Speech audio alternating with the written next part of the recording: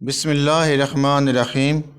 ایک شخص حارث بن شام نامی نے حضرت صلی اللہ علیہ وسلم سے سوال کیا تھا کہ حضور آپ علیہ الصلوۃ والسلام پر وحی کیسے نازل ہوتی ہے؟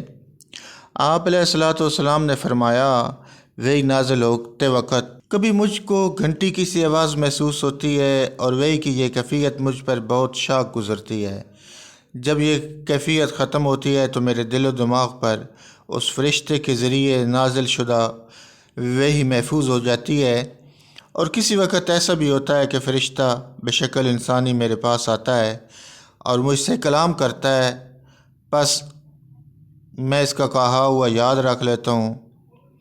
حضرت عائشہ رضی اللہ عنہ کا بیان ہے کہ میں نے سخت کڑاکے کی سردی میں حضرت صلی اللہ علیہ وآلہ وسلم کو دیکھا کہ آپ علیہ الصلوۃ والسلام پر وحی نازل ہوئی، اور جب اس کا سلسلہ موقوف ہوا تو آپ صلی اللہ علیہ وآلہ وسلم کی پیشانی پسینے سے شرابور تھی۔ حضرت صلی اللہ علیہ وآلہ وسلم پر وحی کا ابتدائی دور اچھے سچے اور پاکیزہ خوابوں سے شروع ہوا۔ آپ خواب میں جو کچھ دیکھتے وہ صبح کی روشنی کی طرح صحیح اور سچا ثابت ہوتا۔ پھر من جانب قدرت آپ تنہائی پسند ہو گئے اور آپ صلی اللہ علیہ وآلہ وسلم نے غار حرا میں خلوت نشینی اختیار فرمائی، اور کئی دن اور رات وہاں مسلسل عبادت اور یاد الہی اور ذکر و فکر میں مشغول رہتے، جب تک گھر آنے کو دل نہ چاہتا تو ہمراہ لیے ہوئے وہاں رہتے۔ تو ختم ہونے پر اپنی اہلیہ سیدہ محترمہ حضرت خدیجہ الکبریٰ رضی اللہ عنہ کے پاس تشریف لاتے اور کچھ تو ہمراہ لے کر پھر وہاں جا کر خلوت گزیں ہو جاتے۔ یہی طریقہ جاری رہا یہاں تک کہ آپ پر حق منکشف ہو گیا اور آپ غار حرا ہی میں قیام پذیر تھے کہ اچانک حضرت جبرائیل علیہ الصلوۃ والسلام آپ کے پاس حاضر ہوئے اور کہنے لگے، اے محمد صلی اللہ علیہ وسلم پڑھو۔ آپ فرماتے ہیں کہ میں نے کہا، میں پڑھنا نہیں جانتا۔ تو آپ علیہ الصلوۃ والسلام فرماتے ہیں کہ فرشتے نے مجھے پکڑ کر اتنے زور سے بھینچا کہ میری طاقت جواب دے گئی، پھر مجھے چھوڑ کر کہا پڑھو۔ میں نے پھر وہی جواب دیا کہ میں پڑھا ہوا نہیں ہوں۔ اس فرشتے نے مجھ کو نہایت ہی زور سے بھینچا کہ مجھ کو سخت تکلیف محسوس ہوئی۔ پھر اس نے کہا پڑھ۔ میں نے کہا میں پڑھا ہوا نہیں ہوں۔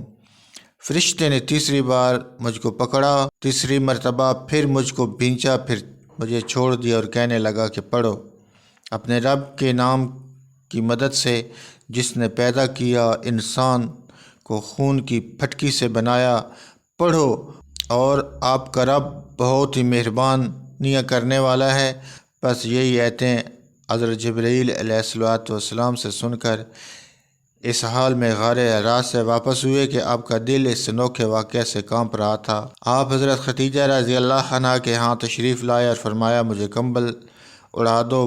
آپ حضرت خدیجہ رضی اللہ عنہ کے ہاں تشریف لائے اور فرمایا مجھے کمبل اڑا دو، مجھے کمبل اڑا دو۔ لوگوں نے آپ کو کمبل اڑا دیا۔ جب آپ کا ڈر جاتا رہا تو آپ نے اپنی زوجہ محترمہ حضرت خدیجہ رضی اللہ عنہا کو تفصیل کے ساتھ یہ واقعہ سنایا اور فرمانے لگے کہ مجھ کو اب اپنی جان کا خوف ہے۔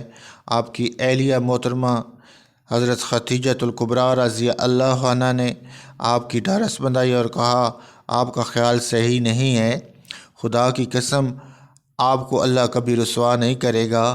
آپ تو اخلاق فاضلہ کے مالک ہیں، آپ تو کنبہ پرور ہیں، بے کسوں کا بوجھ اپنے سر پر رکھ لیتے ہیں، مفصلوں کے لیے آپ کماتے ہیں، مہمان نوازی میں آپ بے مثال ہیں، اور مشکل وقت میں آپ امر حق کا ساتھ دیتے ہیں۔ ایسے اوصاف حسنہ والا انسان یوں بے وقت ذلت خواری کی موت نہیں پا سکتا۔ پھر مزید تسلی کی حضرت خدیجہ رضی اللہ عنہا نے آپ علیہ الصلوۃ والسلام کو ورقہ بن نوفل کے پاس لے گئیں، جو ان کے چچا زاد بھائی تھے اور زمانہ جاہلیت میں نصرانی مذہب اختیار کر چکے تھے اور عبرانی زبان کے کاتب تھے۔ چنانچہ انجیل کو بھی حسب منشاء خداوندی عبرانی زبان میں لکھا کرتے تھے۔ انجیل سریانی زبان میں نازل ہوئی تھی، پھر اس کا ترجمہ عبرانی زبان میں ہوا ورقہ اسی کو لکھتے۔ وہ بہت بوڑھے ہو گئے تھے، یہاں تک کہ ان کی بینائی بھی رخصت ہو چکی تھی۔ حضرت خدیجہ رضی اللہ عنہا نے ان کے سامنے آپ علیہ الصلوۃ والسلام کے حالات بیان کیے اور کہا، اے چچا زاد بھائی، اپنے بھتیجے محمد صلی اللہ علیہ وآلہ وسلم کی زبانی ذرا ان کی کیفیت سن لیجئے۔ وہ بولے کہ بھتیجے، آپ نے جو کچھ دیکھا ہے اس کی تفصیل سناؤ۔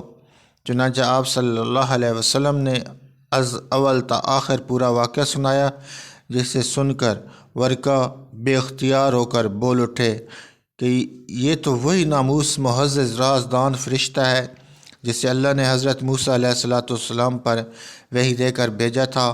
کاش میں آپ کے پاس اس عہد نبوت کے شروع ہونے پر جوان عمر ہوتا، کاش میں اس وقت تک زندہ رہتا جب آپ کی قوم آپ کو اس شہر سے نکال دے گی۔ تو رسول کریم صلی اللہ علیہ وسلم نے یہ سن کر تعجب سے پوچھا، کیا وہ لوگ مجھ کو نکال دیں گے، حالانکہ میں تو ان میں صادق، امین، مقبول ہوں؟ ورقہ بولا، ہاں یہ سب کچھ سچ ہے، مگر جو شخص بھی آپ کی طرح امر حق لے کر آیا، لوگ اس کے دشمن ہی ہو گئے۔ اگر مجھے آپ کی نبوت کا وہ زمانہ مل جائے تو میں آپ کی پوری مدد کروں گا۔ مگر ورقہ کچھ دنوں کے بعد انتقال کر گئے۔ پھر کچھ عرصہ تک وحی کی آمد موقوف رہی۔